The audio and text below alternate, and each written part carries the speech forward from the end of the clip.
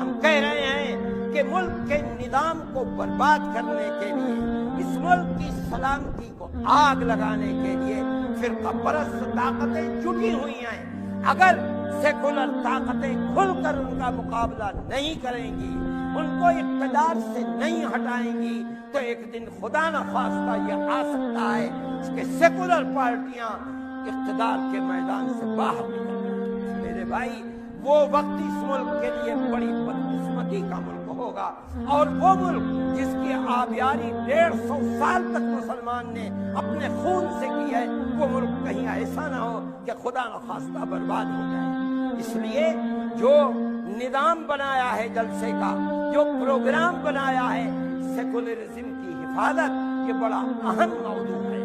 میرے بھائی، اب دہشت گردی کا موضوع نہیں ہے، دہشت گردی تو ختم ہو گئی۔ دہشت گردی تو یہ تصور پیش کیا گیا تھا، جو ہوم منسٹر نے جو پروگرام بنا کر ملک کی بدقسمتی سے، میں کہتا ہوں نہیں، پارٹی کی بدقسمتی سے جو پروگرام پیش کیا تھا، وہ تو یہ تھا کہ مسلمان دہشت گرد ہیں۔ اب 4 مہینے ہو گئے، کوئی دہشت گردی نہیں۔ حالات نے ثابت کر دیا کہ مسلمان نہ دہشت گرد تھا، نہ دہشت گرد ہے، نہ دہشت گرد ہوگا۔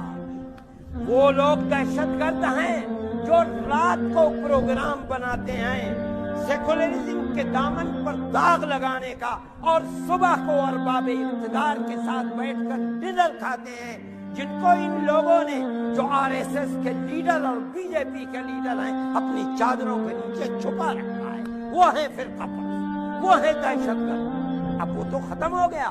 اگر ہوتا تو جس طرح پہلے روزانہ بم پھٹتے تھے، پھر بم پھٹتے، لیکن بم تو نہیں پھٹ رہے ہیں، اب تو کچھ بھی نہیں ہو رہا ہے۔ اس کا مطلب یہ ہے کہ جو دہشت گرد تھے، جو بم مارتے تھے، جو بم بنواتے تھے، جو دہشت گردی کرتے تھے، ان کے چہرے صاف ہو گئے ہیں۔ اس لیے اب مسئلہ یہ ہے کہ جمہوریت کو بچانا